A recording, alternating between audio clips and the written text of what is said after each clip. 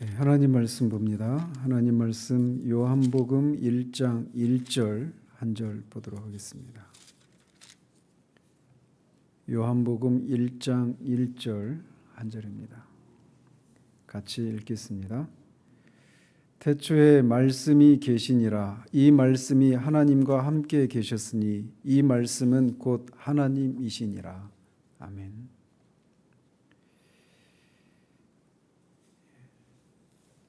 저는 이 요한복음 1장 1절이 하나님의 본성이 말씀하시는 하나님이시다라고 하는 것을 말해주는 성경 구절이라고 말을 하며 시작을 합니다.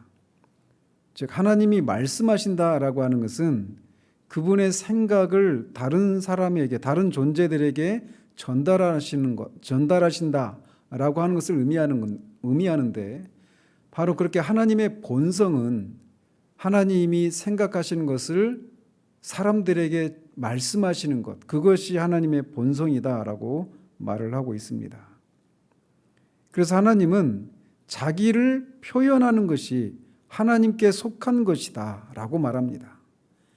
그래서 하나님은 영원히 자신을 그의 피조물에게 말씀으로 전달하시기를 추구하고 계시다라고 이 성경이, 이 구절이 대표적으로 말을 해주고 있고, 성경 전체가 그것을 우리에게 말해주고 있다라고 말하고 있습니다. 그래서 하나님은 말씀하시는 것이 그분의 본성이기 때문에 하나님은 말씀하시는 분이십니다. 그래서 하나님은 말씀을 지금도 하고 계십니다. 왜? 그분의 본성은 변함이 없으니까. 말씀하시는 것이 그분의 본성인데 그분의 본성은 변하지 않아요. 그렇기 때문에 하나님은 과거에도 말씀하셨고 지금도 말씀하고 계십니다. 그래서 이렇게 말씀하시는 하나님의 변할 수 없는 그 본성에 따라서 끊임없이 당신 자신을 표현하고 계시다라고 토저는 말을 합니다. 그래서 온 세상을 자신의 말씀하시는 음성으로 채우고 계시다라고 말하고 있어요. 그래서 이 세상에 지금 하나님이 말씀으로, 하나님의 음성으로 이 세상을 가득 채우고 있다라고 말을 하고 있는 겁니다. 그래서 오늘 우리가 다룰 주제가 바로 그겁니다. 지금도 세상 안에서, 세계 안에서 들리고 있는 하나님의 음성, 이거는 실제입니다. 우리가 지지난주에 살폈던 것처럼 실제라고 하는 것은 우리가 그것을 인식하든 또는 인정하든 인정하지 않든 어떤 다른 존재들과는 독립해 있는 그 실제를 가리킵니다.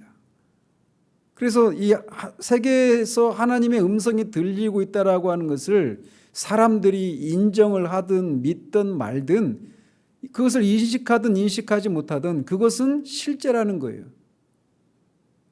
문제는 우리가 그것을 듣지 못하고 있었을 뿐이지, 그것이 우리의 인식에 의해서 그것이 있고 없고가 결정되고 좌우되는 게 아니라는 것입니다. 하나님이 말씀하시는 것도 실제입니다.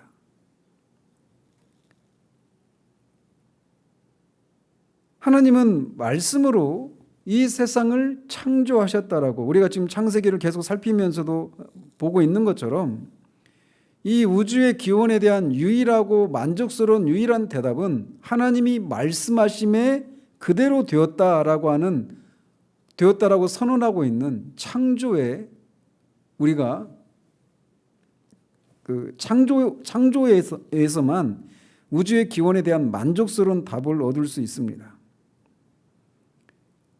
그리고 하나님이 창조하신 이 자연 안에 일정한 어떤 법칙이 존재하는 이유도 하나님이 피조물 가운데서 내재하시는 살아있는 하나님의 음성으로, 그 말씀으로 세상을 붙들고 계시기 때문에 자연 법칙이 존재할 수 있는 것입니다. 그래서 이브리서 1장 3절에서도 그의 능력의 말씀으로 만물을 붙드신다라고 말을 하고 있는 거예요.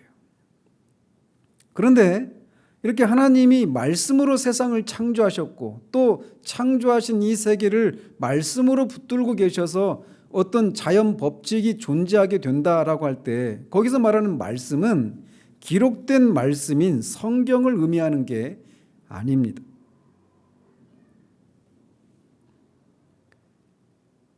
여기서 말하는 하나님이 말씀하심에 그대로 되었다 또는 말씀으로 만물을 붙드신다라고 말할 때 그 말씀은 기록된 말씀이 아닙니다. 그것은 기록되거나 인쇄된 것이 아니라 만물의 구조 속으로 말씀되어 들어간 하나님의 의지의 표현이다라고 말합니다.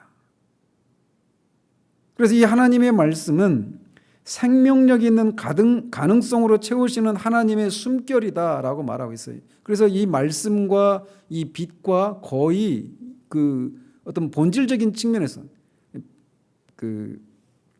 그런 비슷한 어떤 그런 역할들, 그런 기능들을 하고 있다라고 말할 수 있습니다. 그래서 하나님의 음성은 자연 속에서 가장 강력한 힘, 진정 유일한 자연의 힘인데 그 이유는 오직 능력으로 가득 찬 말씀이 선포됨으로써만 모든 힘이 그곳에 존재하기 때문이다라고 말하고 있어요.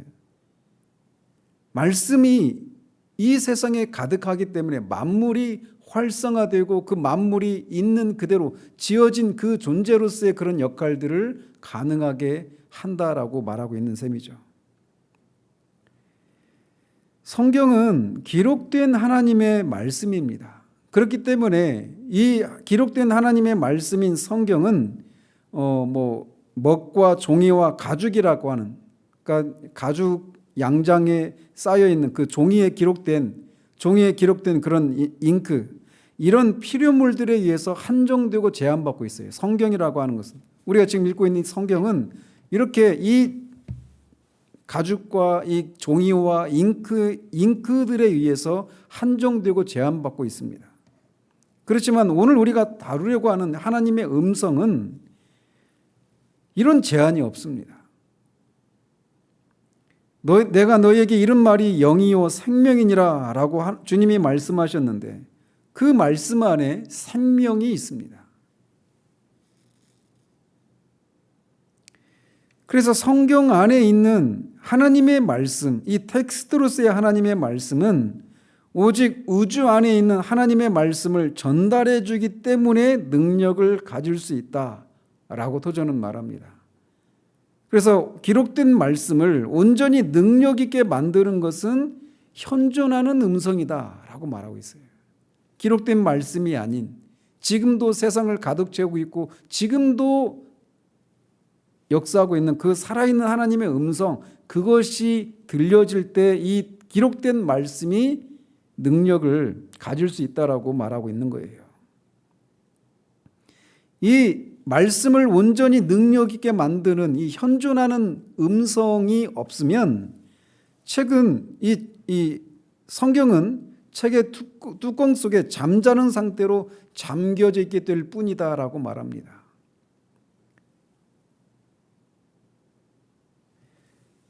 하나님은 말씀으로 이 세상을 지으시고 말씀하심에 그대로 되었고 그가 말씀하심에 세상이 견고히 섰다라고 말하고 있습니다.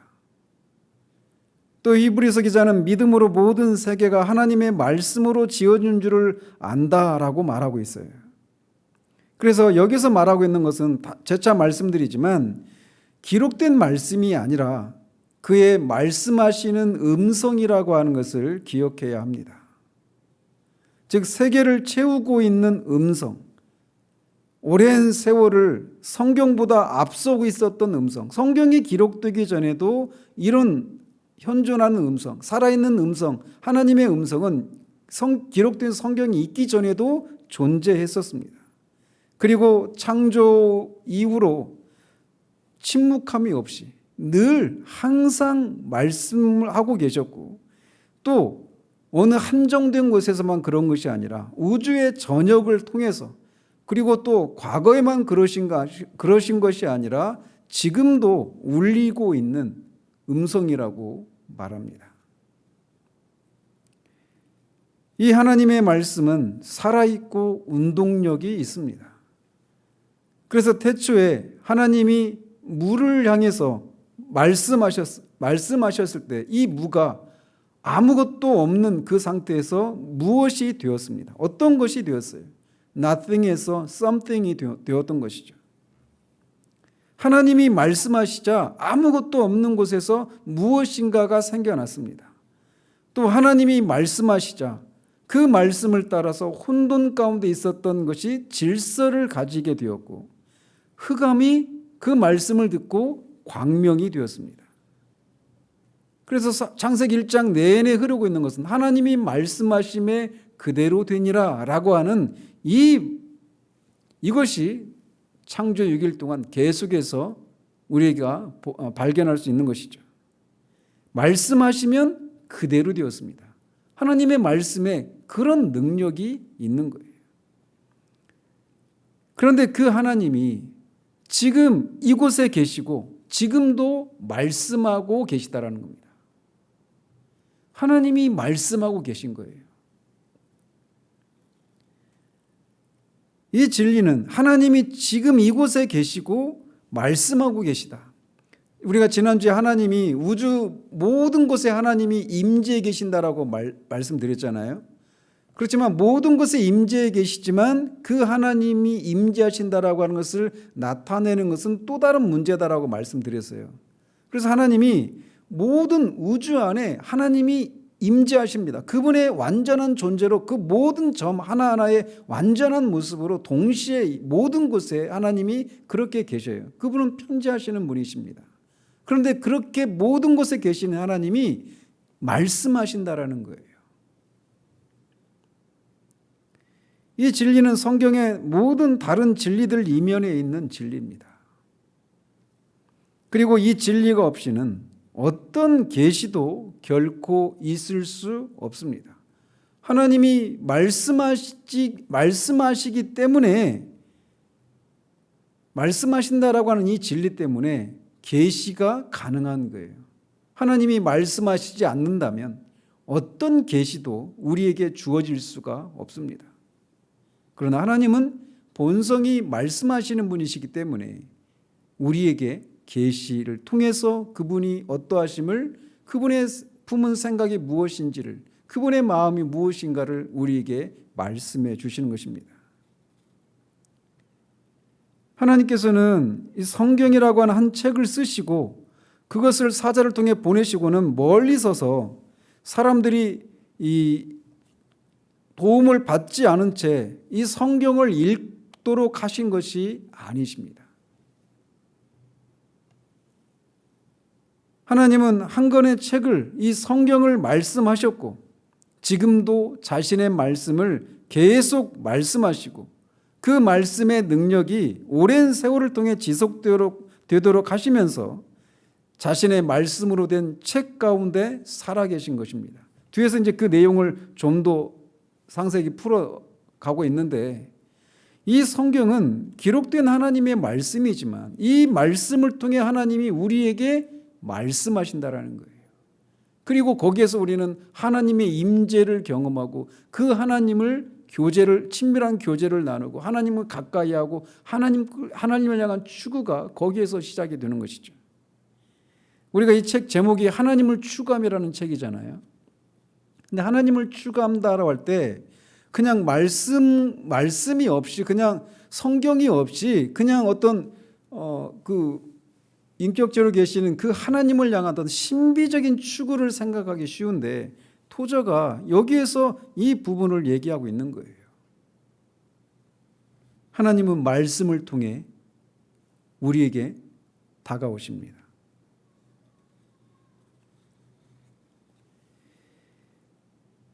요한복음에 참빛 곧 세상에 와서 각 사람에게 비추는 빛이 있었다라고 하는 이 말에 우리는 그 1장 9절에 있는 말씀이죠. 이 말씀에 우리가 충분히 주의를 기울이지 않는다라고 토저는 얘기를 합니다.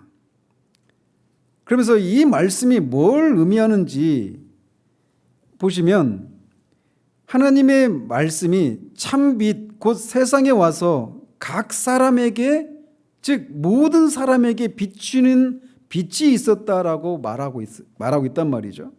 그래서 근데 이 빛이 누구냐? 앞에 1장 1절에서 말하고 있는 것처럼 말씀이라는 거예요. 그래서 하나님의 말씀은 영혼 안에 빛으로서 모든 인간의 마음에 영향을 미친다라는 겁니다. 잘 보십시오. 주의를 기울여서 보십시오. 모든 인간의 마음에 하나님이 말씀하신다라는 거예요. 모든 사람의 마음속에, 그리스도인들의 마음속에만이 아니라 모든 사람의 마음속에 그 빛이 비치고 말씀이 울린다라는 겁니다. 울렸다도 아니고 지금도 울리고 있다라는 거예요. 그리고 그 빛과 말씀은 사람들을 피해가는 법이 없습니다.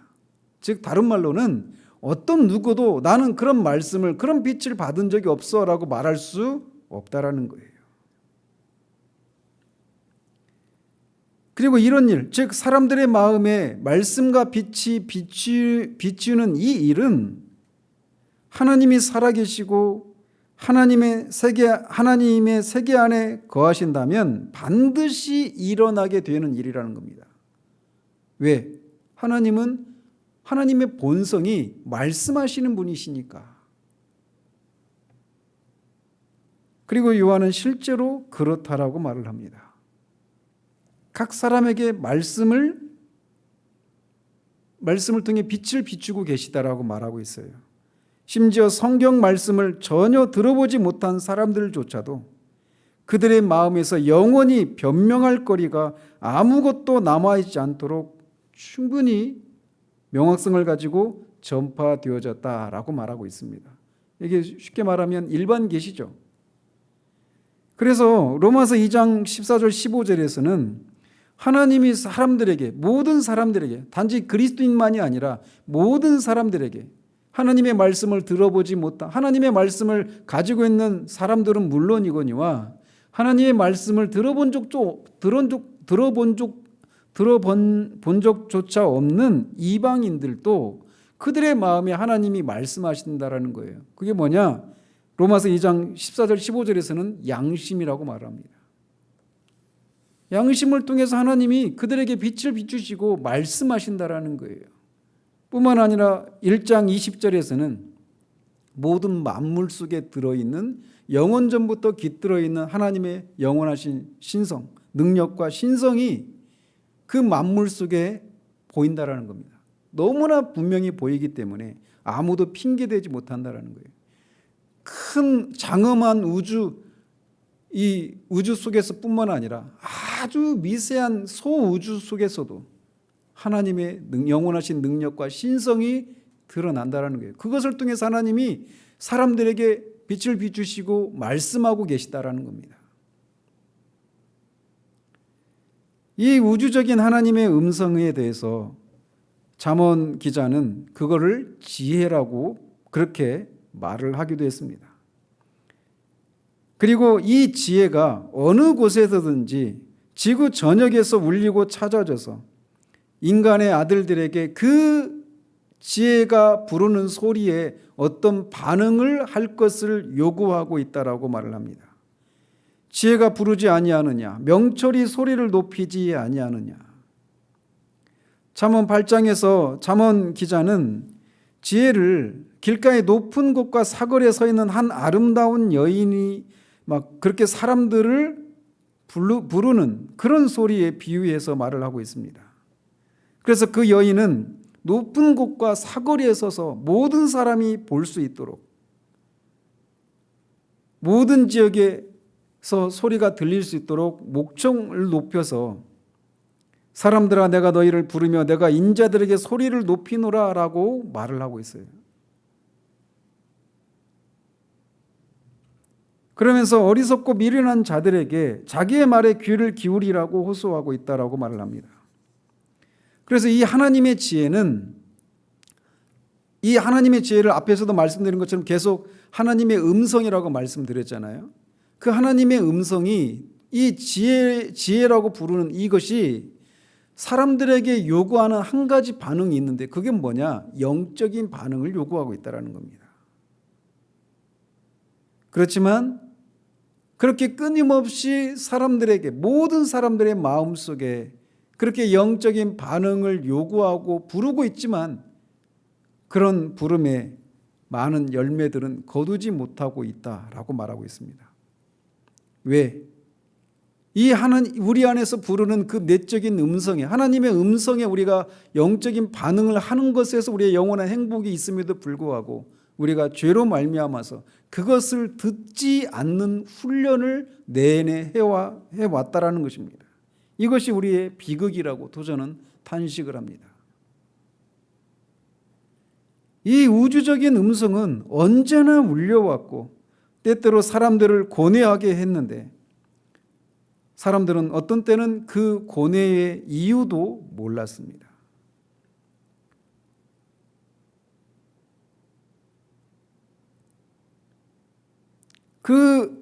그래서 사람들이 계속해서 이렇게 하나님의 음성이 들려왔던 그 내적인 음성이 들렸고 그것에 대해서 사람들이 고뇌를 했던 그것들이 뭘로 나타나느냐? 두 가지를 얘기하고 있어요. 불멸을 향한 갈구, 즉 영원을 향한 그런 갈망, 영원을 추구하는, 영원한 것을 추구하는 그런 모습으로 한 가지가 나타났고, 또 하나는 고뇌하는 양심이 고뇌하는 일들이 일어났다는 겁니다. 왜 사람들이 영혼을 향한 그런 갈망과 추구하는 것들이 생겨났는가? 또 자신의 영혼의 그 원인도 모른 채 어떤 영혼의 그런 고뇌를 하는 일들이 일어나게 되었는가? 그거는 그 영혼의 마음속에 이 우주적인 음성이 들렸기 때문이라는 거죠.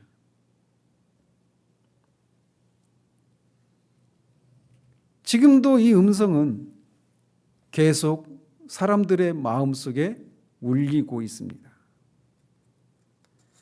그런데 이런 울림을 사람들이 앞에서도 말씀드린 것처럼 죄로 인해서 그것을 듣지 않으려고 하는 그런 훈련에 익숙해져 버렸다는 것입니다.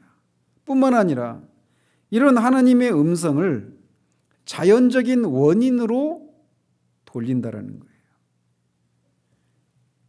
그래서 우리 주님을 향해서 하나님께서 이는 내 사랑하는 아들이요 내가 너를 이미 영화롭게 했다라고 하시는 그 주님의 하나님 아버지의 음성을 들었을 때 다른 사람들은 우레가 울었다라고 말을 했습니다.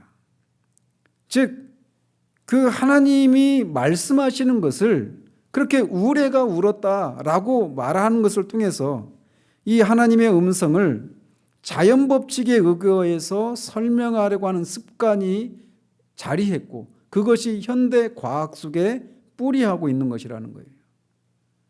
그래서 이 현대 과학 속에는 초자연적이고 어떤 신비한 그 하나님과 같은 절대자의 그런 개입 같은 이런 것들은 다 배제하고 있죠. 그런 것처럼 하나님의 음성을 다 이렇게 과학적으로 해석하려고 하는 그런 것들에 우리가 익숙해져 왔다는 것입니다. 그렇지만 살아 호흡하는 우주 안에는 신비로운 무엇이 그리고 너무나 놀랍고 너무나도 장엄해서 어느 누구도 이해할 수 없는 그 무엇이 있다라는 거예요.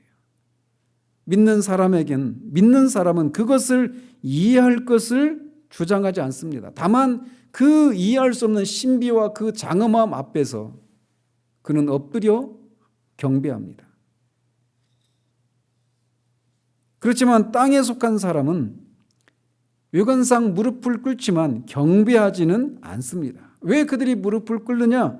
사물의 원인과 방법을 살피고 찾기 위해서 그런 나타나는 현상들의 그 과학적인 원리들만 찾기 위해서 하는 것이지 그 안에 있는 하나님의 음성을 또 하나님을 만나고 거기에 절하고자 하는 경배하고자 하는 그런 자세로 무릎을 꿇는 것이 아니라는 거예요.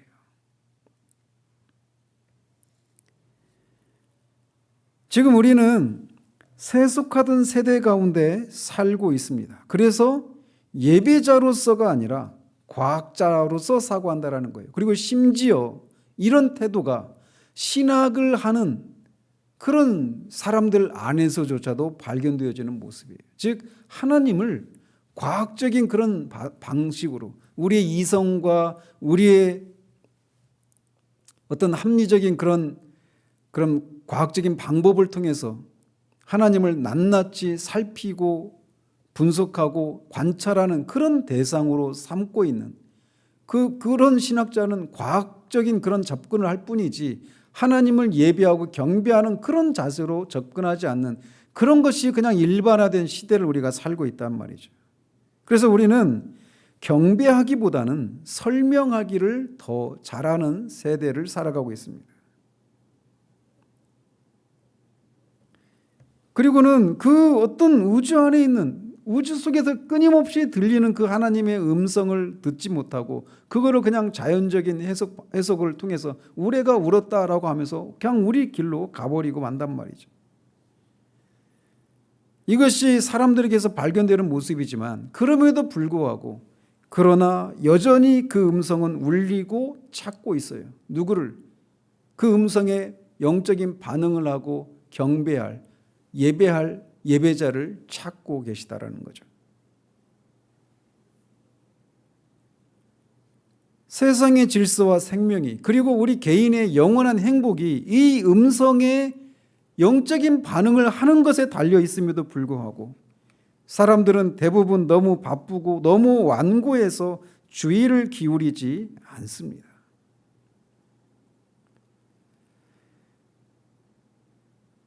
우리 모두는 설명할 수 없는 경험들을 갖고 있다고 토저는 말합니다. 그게 뭐냐?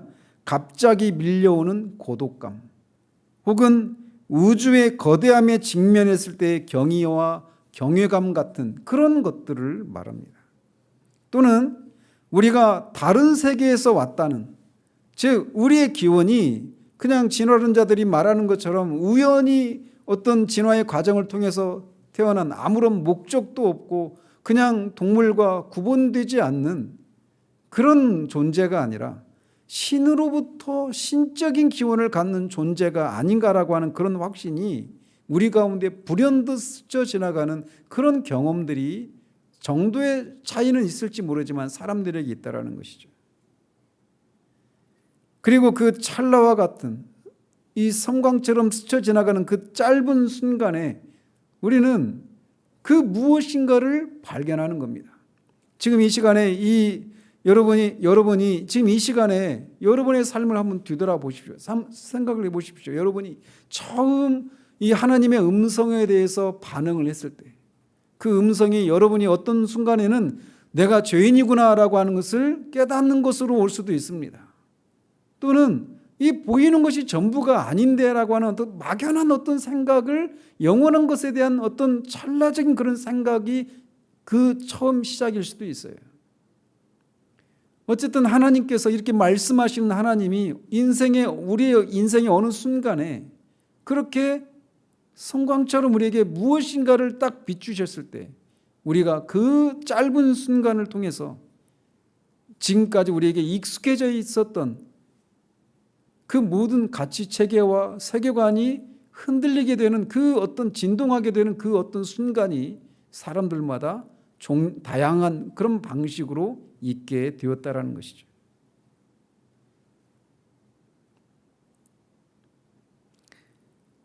근데 그게 돌아보면 그 순간에는 그것이 처음 우리 가운데 있을 때는 그 실체를 몰라요. 그러나 돌아보면 그것이 우리를 찾아오시는 하나님의 음성이었음을 우리가 발견하게 되는 겁니다. 프랜시스 톰슨이라고 하는 그 사람의 그 천국의 사냥개라고 하는 거기서 보면 하나님은 끊임없이 그 저자를 쫓아다녔어요. 끊임없이 말씀하셨습니다. 그러나 그게 안 들렸다가 어느 순간 그 하나님의 음성이 들리기 시작하는 순간이 찾아오는 것이죠. 그 결과 우리가 이 저녁에 이 말씀을 듣고 있는 거예요.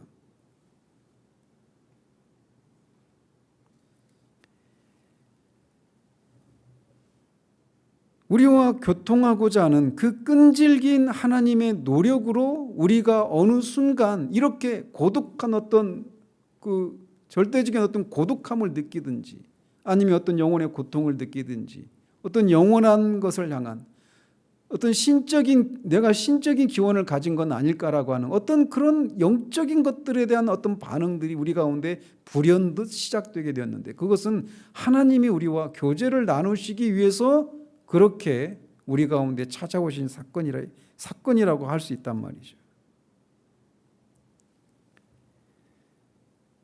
그러면서 그렇게 하나님이 우리를 찾아오셔서 우리와 교제를 나누시기 위해서 그렇게 살아가던 우리에게 어느 순간 그런 것들을 찰나적으로 보여주셨는데, 그것들에 대해서 우리가 죄로 인해서 잘못된 방식으로 반응한 것들이 이제 몇 가지가 있는데, 그것을 토저는 도덕적인 철학가들, 종교적인 사상가들, 또 시인과 예술가들의 그런 어떤 창조를 가지고 언급을 합니다.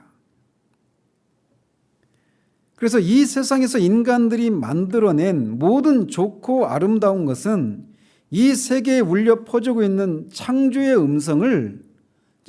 음성이 뭘 목표로 하고 있느냐면, 그 위에서 말하고 있는 것처럼 인류와 교통하시고자 하시는 끈질긴 그분의 노력의 차원에서 우리에게 말씀하시고 말씀을 우리가 듣도록 다가오시는 것인데, 그거를 우리가 죄로 인해서 그것을 분별하지 못하고 차단해서 생겨난 것이, 그래서 인간에 보이기에는 굉장히 탁월하고 아름다운 것들이었지만, 하나님이 우리에게 말씀하시고 궁극적으로 찾아오셔서 우리와 교제를 나누고자 하셨던 것에 비하면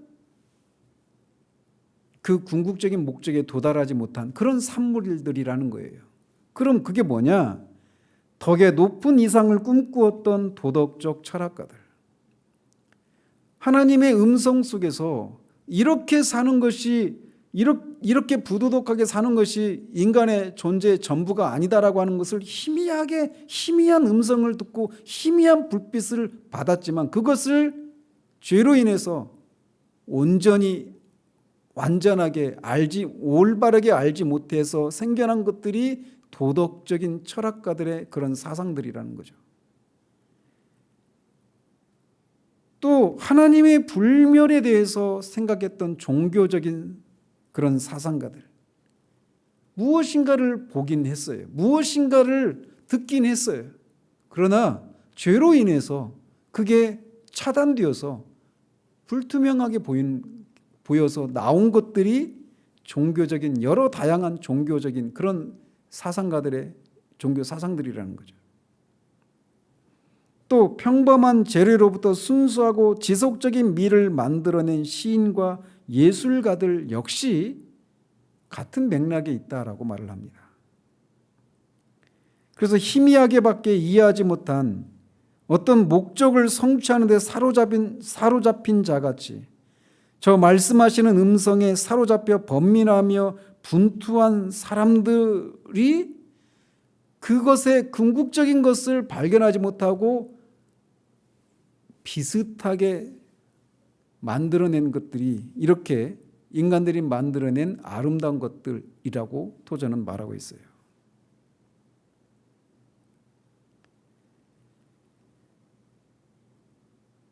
성경에 있는 하나님의 구속적인 계시는 구원의 믿음과 하나님과의 화평으로 이루는데 필수적입니다.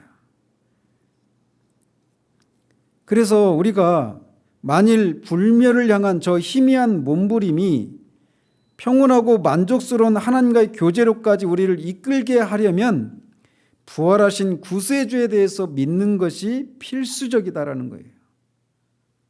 그래서 앞에서 방금 말한 그런 도덕적인 철학가들, 종교적인 사상가들, 시인과 예술가들, 그것이 희미하게 무엇인가 비침을 받고 무엇인가 들었지만 그리스도를 통해서 하나님과 화해하고 그 하나님과 교제를 나눈 그런 데까지 나가지 못했기 때문에 거기 거의 비슷하게 어떤 정상에 도달했지만 결국은 거기에 도달하지 못하고 생겨난 부산물들이 도덕과 종교와 여러 가지 예술들이라고 말을 하고 있는 겁니다.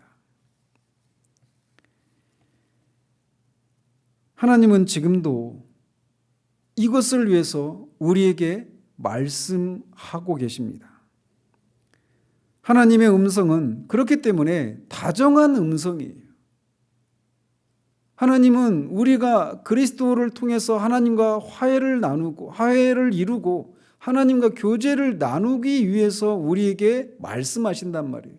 그렇기 때문에 하나님의 음성은 다정한 음성입니다.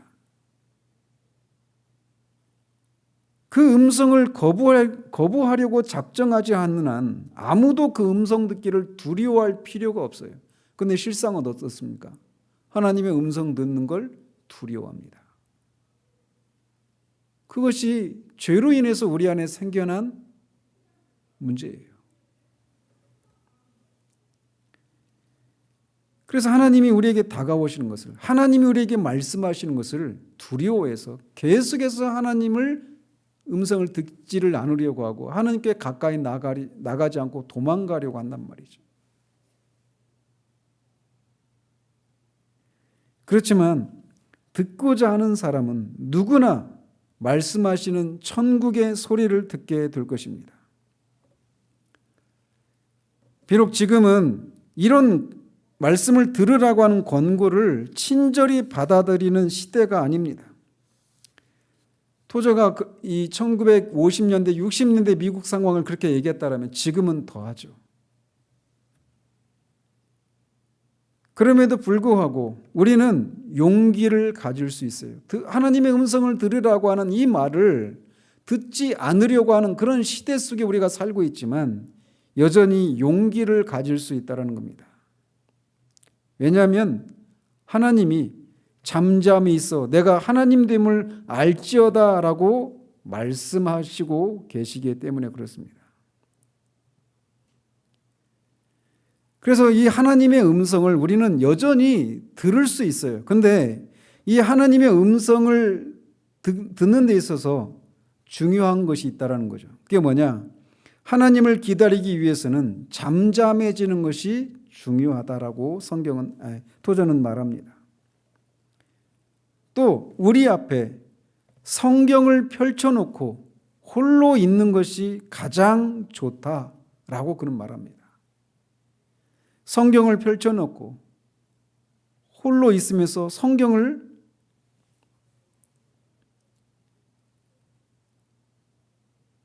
펼쳐놓고 하나님을 기다릴 때 그리고 나서 원한다면 하나님께 가까이 나아가 그가 우리 마음속에 말씀하시는 것을 듣기 시작할 수 있습니다.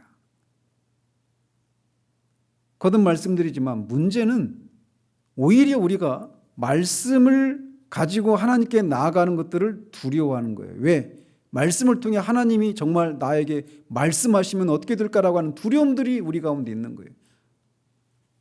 그러나 지금도 여전히 기록된 말씀을 펴서 말씀을 읽으면서 하나님이 나에게 말씀해 주시기를 기대하며 그렇게 나아가면 하나님이 우리에게 말씀하시는 것을 듣기 시작할 수 있습니다.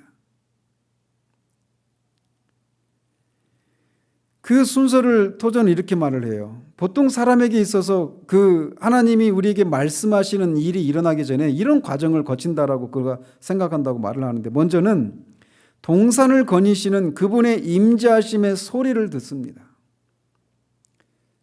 그러니까 동산에 결국은 이제 그 에덴 동산에서의 그 소리죠.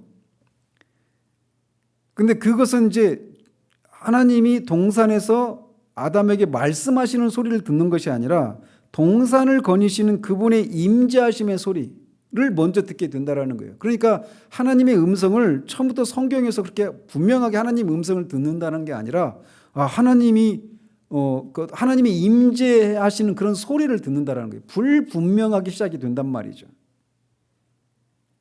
그 다음에 좀 더 이해할 수 있는 그렇지만 아직도 결코 명확하지 않은 음성을 듣는다라는 거예요.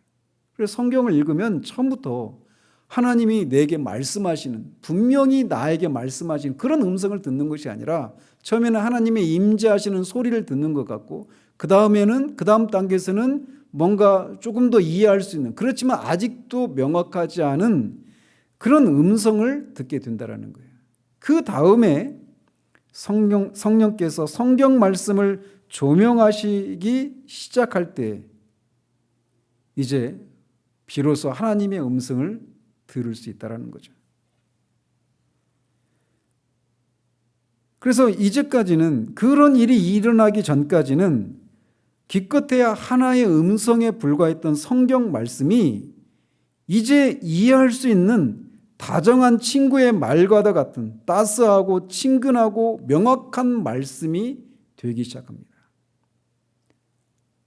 이전에도 성경을 읽었지만 성령께서 조명하시는 것을 통해서 이제 비로소 정말 성경이 구체적으로 우리 개인에게 다정한 친구가 나에게 말을 걸어오고 자신을 알려주고 이런 식으로 우리에게 다가오기 시작한다는 거예요. 그 다음에 또 뭐가 찾아오느냐? 그 다음에는 생명과 빛이 오고, 무엇보다도 가장 좋은 것은 예수 그리스도를 볼 수 있는, 그리고 그 안에 안식할 수 있는, 그를 구주와 주로 모든 것으로 포용할 수 있게 된다라는 겁니다.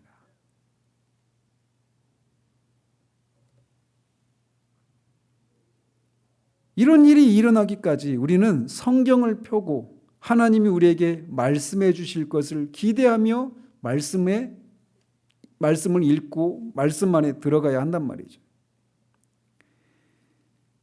하나님께서 우주 안에서 분명한 말씀으로 자신을 표현하실 수 있다라고 하는 것을 확신하게 되기까지 성경은 결코 우리에게 살아있는 책이 될 수 없습니다. 하나님이 지금도 살아계셔서 말씀을 통해 우리에게 말씀하신다라고 하는 이 믿음을, 이 확신을 가지고 그 말씀을 읽고 실제로 그런 일이 일어날 것을 기대하면서 말씀을 읽기 전까지 성경은 우리에게 그냥 살아있는 책이 아니라 그냥 기록된 텍스트의 죽은 문자와 같은 아무런 능력도 없는 그런 말씀으로 남아있게 된다는 거예요. 성경 위에 있는 말씀, 이렇게 표현을 했어요. 도전은 기록된 성경 위에 있는 말씀, 즉 말씀을 이렇게 성령의 조명하심을 통해서 우리에게 말을 걸어오시고 종래는 예수 그리스도를 우리에게 알려주시고 구주와 주로 우리가 삼고 그 하나님과 이제 교제를 나눌 수 있는 그런 단계로까지 나아가도록 하게 하시는 그 말씀하시는 하나님의 음성, 이것이 반드시 성경을 읽을 때 있어야 되는 요소라는 거죠.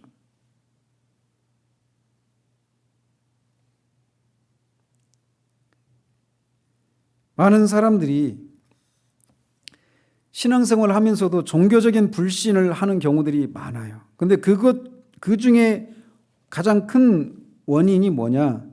진리의 성경에 대한 잘못된 개념과 잘못된 감정 때문이라고 도전은 진단을 내립니다. 사람들이 어떻게 생각하느냐? 침묵하시는 하나님이 갑자기 한 책 안에서 말씀하시기 시작했고 그 책이 끝나자 다시 영원히 침묵으로 되돌아가셨다, 이렇게 생각한다는 거예요. 이게 무슨 말입니까?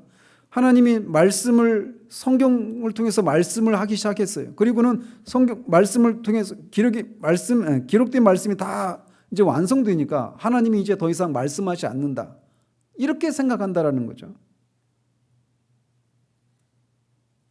그래서 이 성경을 하나님이 잠시 말하고 싶은 기분이 들었을 때 말씀하셨던 기록으로 간주하고 읽는다라는 거예요. 마치 그런 식으로. 그냥 옛날에 하나님이 이렇게 말씀하셨어, 그걸 그냥 본다라는 거죠. 그러나 하나님은 지금도 기록된 말씀 위에 그 말씀이 정말 말씀을 통해서 우리에게 다가오시고 말씀하시는 분이시라는 거예요. 그래서 기록된 말씀이 그분의 말씀으로 우리에게 능력 있게 작용할 수 있도록 생명과 빛을 주는 그런 말씀으로 우리에게 역사하실 수 있도록 하신다라는 것입니다. 말씀하시는 것은 하나님의 본성입니다. 따라서 성경을 단지 한 번 말씀되어진 책으로만이 아니라 현재 말씀하고 계시는 책으로 접근할 때 종교적 안개로부터 한 새로운 세상이 전개될 것으로 그는 생각한다고 말합니다. 출발이 이거예요. 성경은 그냥 기록된 하나님의 말씀, 한때 말씀하셨던 하나님의 말씀이 기록된 성경이 아니라 지금도 하나님이 말씀하시는 분이시다라고 하는 이것을 확신하고 말씀에 접근할 때 우리는 새로운 세상을 접하게 된단 말이죠.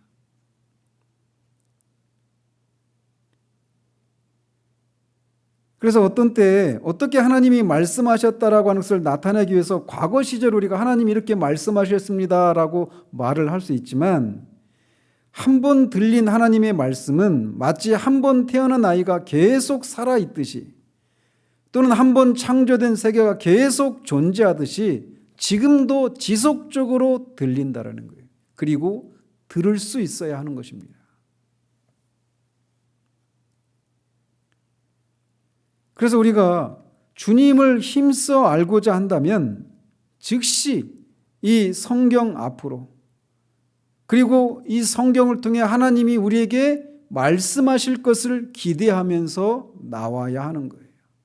매일 정해진 분량을 읽는 것으로 만족하는 것이 아니라 말씀을 읽을 때 그 말씀을 통해 하나님이 우리에게 말을 걸어오시고 그분의 뜻을 우리에게 보이시고 그분의 마음을 보이시고 이런다라고 하는, 그래서 그 말씀을 통해 우리에게 다가오셔서 우리와 교제를 나누신다라고 하는 이런 마음으로 말씀을 펴고 그 안에서 하나님과 교제를 나누어야 하는 것입니다. 성경은 기록된 하나님의 말씀, 이런 정도의 의미가 있는 게 아닙니다. 하나님은 이 말씀 위에서, 말씀을 통해서 우리에게 여전히 말씀하시는, 지금도 살아계셔서 우리와 말씀을 통해 우리와 교제를 나누고 우리에게 다가오시는 그런 하나님이시고, 성경이 바로 그런 하나님의 말씀이라고 하는, 그런 의미로서의 하나님의 말씀이라고 하는 것을 우리가 기대하고 성경에 접근을 해야 되는 것입니다. 그럴 때 우리는 지금 이 땅에서도 매일의 삶 가운데서 하나님과 교제를 나눌 수 있어요. 늘 하나님의 음성을 들을 수 있습니다.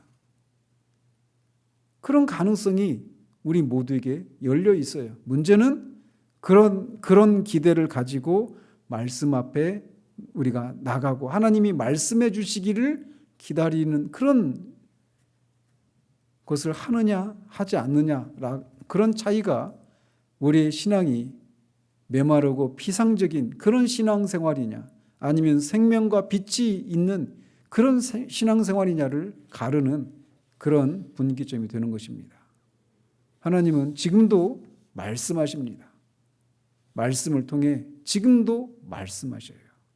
그 하나님의 말씀을 매일의 삶 가운데서 부지런히 읽고 그런 기대를 가지고 말씀을 읽으면서 그 속에서 하나님을 만나고 그 하나님을 계속 추구해 나가는 우리이기를 바랍니다.